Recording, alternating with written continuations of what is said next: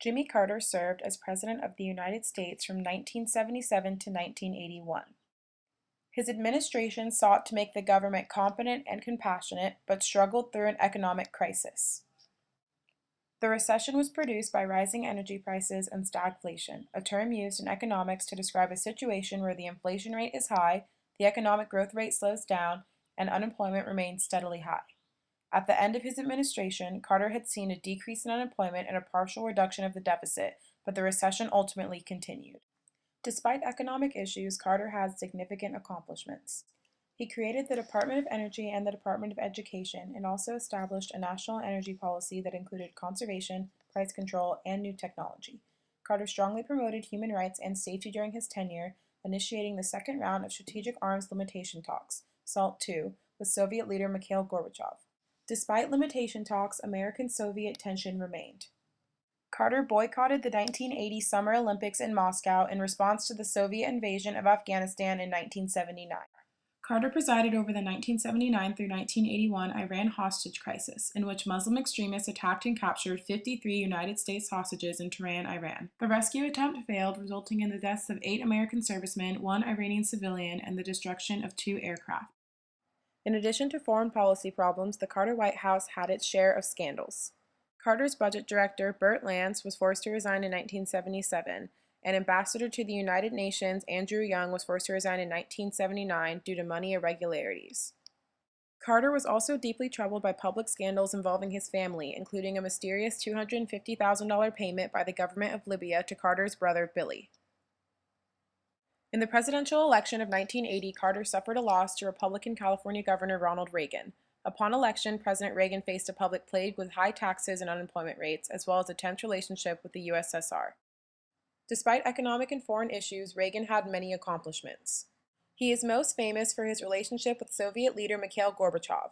President Reagan wanted to reduce arms by reducing the tension between the United States and the USSR. He hoped to achieve this through Strategic Arm Reduction Talks, or START. The first meeting was in Geneva and was rejected by both parties. They met again in March of 1983, where Reagan proposed the Strategic Defense Initiative, or Star Wars, which was a defense mechanism that would prevent the possibility of a nuclear attack on the United States through the use of an X-ray laser beam. Reagan's dedication to the creation of the missile defense system caused Gorbachev to reject the settlement once again. In December of 1987, Reagan and Gorbachev met in Washington for the third summit. Both leaders signed the Intermediate Range Nuclear Forces Treaty, which eliminated all nuclear-armed and ground-launched ballistic missiles. To stimulate the economic recovery, Reagan created the Tax Reform Act of 1986. The act gave tax breaks to the wealthy as a part of the trickle-down theory, which was the idea that the wealthy would use money to invest in businesses and stimulate the economic recovery. The trickle-down theory was a staple of Reaganomics, a term used to describe Reagan's plan towards economic recovery based largely on Republican ideals. The act proved successful, creating 20 million new jobs and lowering unemployment from 21.5% in 1981 to 10% in 1988. Reagan also opened doors for women in America, nominating Sandra Day O'Connor to the Supreme Court, the first female to be nominated as a Supreme Court justice. By appointing Justice O'Connor, Reagan dramatically changed society's gender roles, allowing women to directly take part in the American democracy and illustrating the White House's support of women's equality. Reagan also appointed 2 women to his presidential cabinet, Elizabeth Dole and Margaret Heckler. Reagan made strides in domestic affairs in addition to his foreign accomplishments. In an effort to preserve American health, Reagan openly addressed the HIV/AIDS epidemic, providing funds for research for a cure and creating educational programs that made the public aware of the seriousness of the disease. To promote environmental safety, the Reagan administration created a special unit at the Department of Justice that prosecuted polluters, and in 1984, Congress passed President Reagan's Comprehensive Crime Control Act, which limited use of the insanity plea in order to keep dangerous criminals behind bars. Reagan intervened in foreign conflicts in both Iran and Nicaragua and became infamous for the Iran-Contra affair. The CIA trained multiple anti-communist groups under the Reagan Doctrine in an effort to indirectly aid in the fight against the Cuban-backed Sandinistas. In 1982, Congress passed the Boland Amendment, which restricted CIA and Department of Defense operations in Nicaragua. Reagan, however, made the executive decision to go against the new law in an effort to promote the strength of democracy over communism.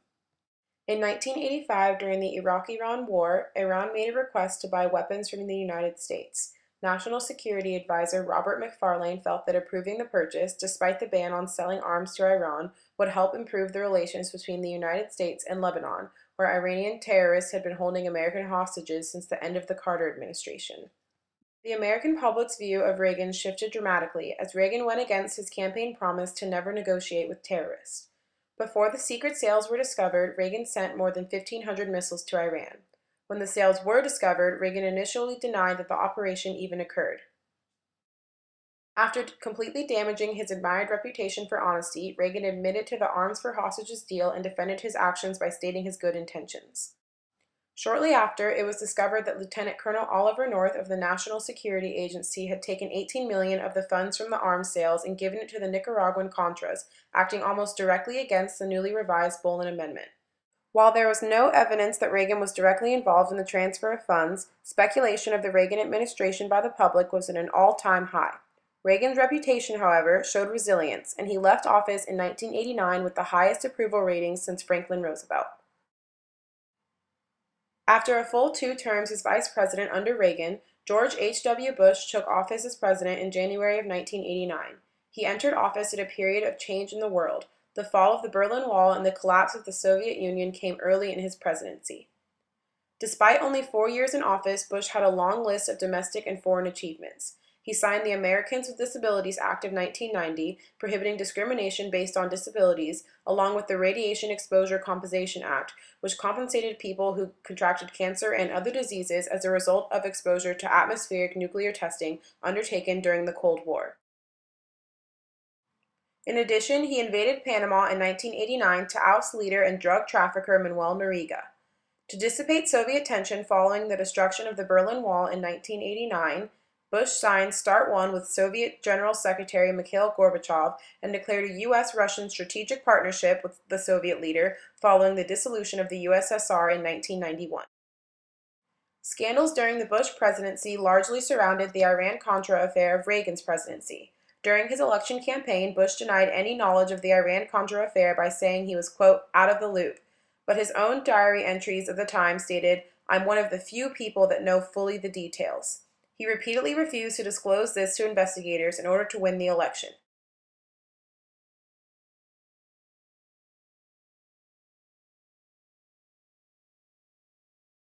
The city of Mobile, Alabama had a large voting system for their election for city commissioners. Although there was a large black population in the town, a black commissioner had never been elected.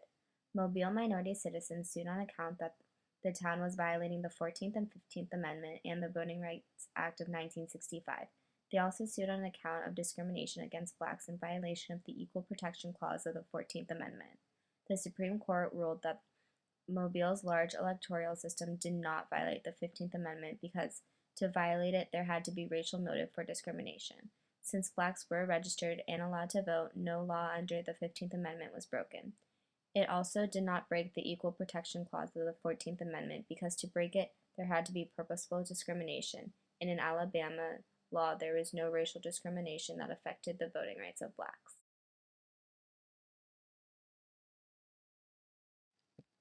Grove City College was a private co-educational liberal college that continuously rejected state and federal financial assistance. However, the college enrolled many students who received basic educational opportunity grants through the Department of Education, also known as DOE. DOE stated that their assistants qualified as the school receiving federal assistance and had to subject to the non-discrimination requirements of Title IX of the Education Amendments of 1972.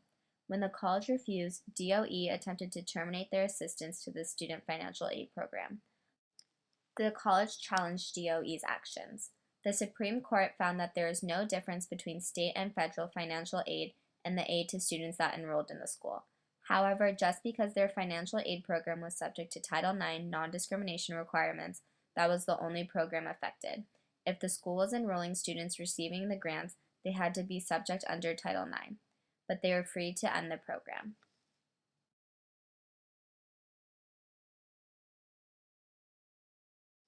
In 1972, the Jackson, Michigan Board of Education created a law that would protect certain minority groups from layoffs. If layoffs were necessary, teachers with the most seniority would be retained, but at no time would there be a greater percentage of minority people laid off than the current percentage of minority people employed. In 1974, when layoffs were necessary, a great percentage of minority people were laid off than the current percentage of minority people employed. Two minority teachers sued on the basis that their equal protection rights had been violated, provided by the 14th Amendment. The district court stated that racial preference under the Equal Protection Clause was permissible. The Supreme Court related this issue back to Board v. Brown of Education and found that there is no place for discrimination in schools. They applied the law for no discrimination towards students to no discrimination towards teachers also, and reversed the decision. In Atlanta, Georgia, police officers were let into Michael Hardwick's house when Hardwick failed to show up to court on charges for public intoxication. Police found him having oral sex with a male and arrested him and his partner for violating the Georgia sodomy statute. The Georgia sodomy statute comes into action when a person commits the offense of sodomy when he performs or submits to any sexual act involving the sex organs of one person and the mouth or anus of another. And a person convicted of this offense of sodomy shall be punished by imprisonment for not less than 1 nor more than 20 years. Hardwick sued the state of Georgia, stating that the sodomy statute was unconstitutional. The Supreme Court used the right to privacy under the Constitution's Due Process Clause, stating that it does not grant the right for homosexuals to engage in sodomy. Since the right to privacy aspects of marriage, family, procreation, contraception, and child rearing from state interference, it does not protect gay sodomy because, as stated in court, there is no connection with those subjects in homosexual activity. The Supreme Court also ruled that the right to engage in homosexual sodomy was not fundamentally right. The Supreme Court ruled that the right for gays to engage in sodomy was not protected under the Constitution, and the Georgia law was constitutional.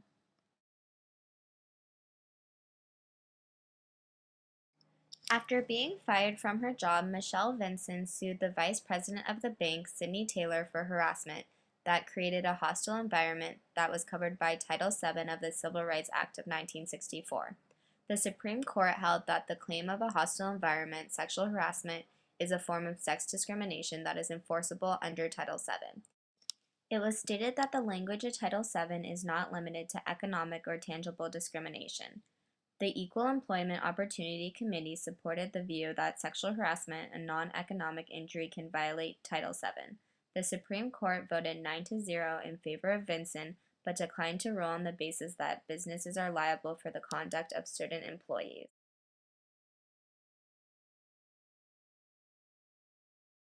In response to a series of NAACP-initiated lawsuits, the Alabama Department of Public Safety was required to make half of the department's promotions of a certain rank to go to blacks who were qualified and available. The Supreme Court upheld the one-for-one promotion plan. An example is one white candidate promoted for one black qualified candidate, because the plan did not impose an absolute bar or barrier to any white advancement and narrowly drew to include specific ranks of the department. It was also found that this would eliminate the effects of Alabama's long-term discrimination.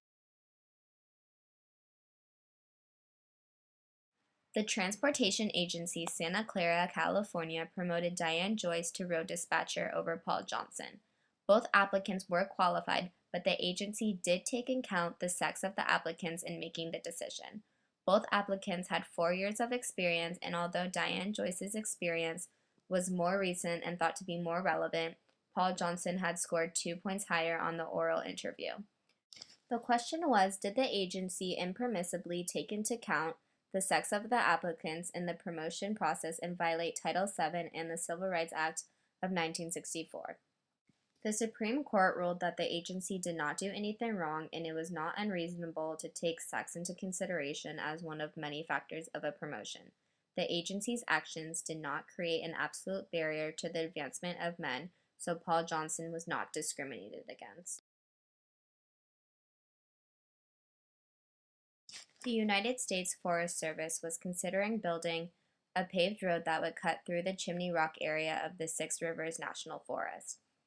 A study created by the Forest Service reported that harvesting there would damage grounds that had been historically used for Native American religious rituals. After the Forest Service decided to construct the road, the Northwest Indian Cemetery Protective Association took action against the Secretary of Agriculture, Richard Ling. The question was, did the First Amendment's Free Exercise Clause prohibit the government from harvesting or developing the Chimney Rock area? The court held that the Forest Service could construct a road through the Chimney Rock area. Although the government's actions would have effects on the Native Americans' religious practices, they stated that the government could not satisfy every citizen's religious need or desire. The First Amendment did not give any one group veto power over public programs that did not actually prevent the religious practices of others. The City Council of Richmond, Virginia created regulations that required companies that awarded city construction contracts to subcontract 30% of their business to minority business enterprises. The J.A. Croson Company lost its contract because of this law. They sued that Richmond violated the Equal Protection Clause of the 14th Amendment. The Supreme Court voted 6 against 3 in favor for the J.A. Croson Company and held that generalized assertions of past racial discrimination was not able to justify racial quotas for awarding public contracts. Justice O'Connor expressed that 30% quota could not be tied to any injury suffered by anyone and was an impermissible employment of a suspect classification.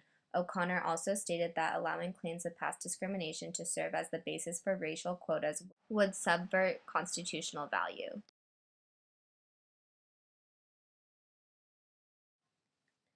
Brenda Patterson was a Black woman who had worked for McLean Credit Union for 10 years until she was laid off. She claimed that McLean had harassed her, never promoted her, and then fired her because of her race. In federal district court, she claimed that this violated 42 U.S.C. 1981, which in the court case Runyon v. McCrary prohibited racial discrimination in the making and enforcement of contracts. The court declared Section 1981 did not cover racial harassment suits.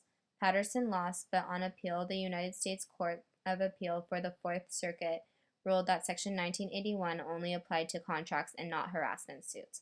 The Supreme Court held argument and scheduled a re-argument to focus on whether it should offer a broader interpretation of Section 1981 than what was settled in Runyon v. McCrary. The court affirmed Runyon v. McCrary interpretation of allowing only contract-related suits under Section 1981. Since the workplace harassment doesn't apply to contracts, Section 1981 doesn't apply.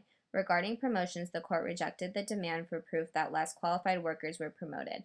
But for Patterson, she had to prove that she applied and was qualified for an available position and then was rejected, and the employer continued seeking applicants to fill that position.